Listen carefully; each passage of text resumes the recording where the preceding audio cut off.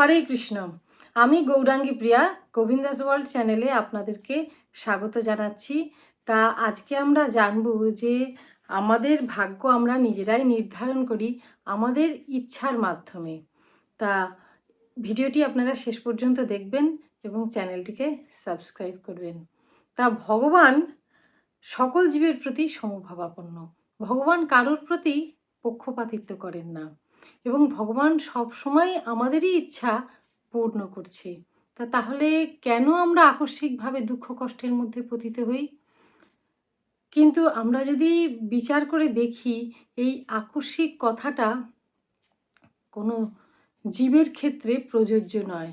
কেননা জীবের জ্ঞান আছে, অর্থাৎ তার চেতনা আছে। যার চেতনা আছে তার ক্ষেত্রে আকস্মিক কথাটা প্রযোজ্য নয়। তা জীব হচ্ছে দু প্রকার, মুক্ত জীব এবং বদ্ধ জীব। তা মুক্ত জীব হচ্ছে তারা যারা ভগবান শ্রীকৃষ্ণকেই আশ্রয় করে ভগবানের কাছেই থেকে গেছে। কিন্তু বদ্ধ জীব হচ্ছে তারা যারা নিজেরা ভোগ করবার জন্য সেই ভগবানের ধাম থেকে এই জড় জগতে পতিত হয়েছে।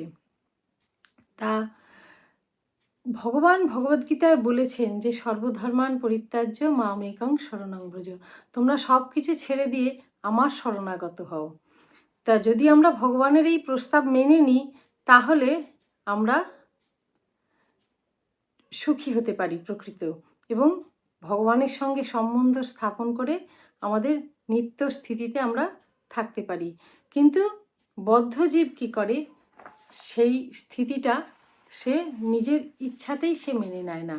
কেননা যখন সে ভোগের জন্য চিৎ জগৎ থেকে এই জড় জগতে পতিত হয়, তখন সেটা হয়ে যায় একটা স্ফুলিঙ্গ যখন আগুন থেকে বাইরে পতিত হয়, সেটা তিনটি অবস্থায় থাকতে পারে। এক, শুকনো ঘাসের ওপরে পড়তে পারে, অথবা এমনি মাটির ওপরে পড়তে পারে, অথবা জলের উপরে পড়তে পারে। যদি সেটা শুকনো ঘাসের ওপরে স্ফুলিঙ্গটা আগুন থেকে বেরিয়ে এসে পড়ে, তা সেটা কিছুটা পরিমাণ ঘাসকে জ্বালিয়ে দিয়ে একটা বিস্ফোরণ করে। যেটা দেখা যায় যারা শুদ্ধ ভক্ত তারা এখানে এসে কিছু পতিত যারা ভগবত বিমুখ তাদেরকে ভগবত ভক্তি প্রদান করে এবং তাদেরকে জ্ঞানের আলো প্রদান করে। আর কিছু জীব যাদেরকে তুলনা করা হচ্ছে যারা স্ফুলিঙ্গ থেকে পেরিয়ে জলের মধ্যে পড়ছে, তারা একদম বদ্ধ দশায় থাকে এবং তারা কৃষ্ণকে কোনো দিনও মনে করতে পারে না। এবং যারা মাটিতে পড়ে তারা বদ্ধ অথবা মুক্ত এর মাঝামাঝি অবস্থায় থাকে।